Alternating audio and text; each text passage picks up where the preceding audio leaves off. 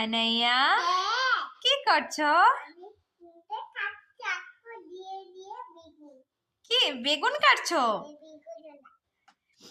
বেগুন রান্না করবে আজকে তুমি? মাছ ঝোল? বেগুন দিয়ে মাছ ঝোল? বাহ, আমাকে খেতে দেবে তুমি রান্না করে? দেবে?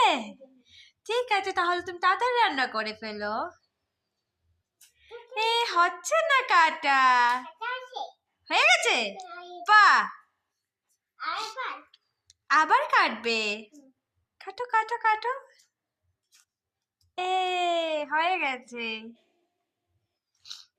বাহ, আনায়া এত সুন্দর রান্না করতে পারে।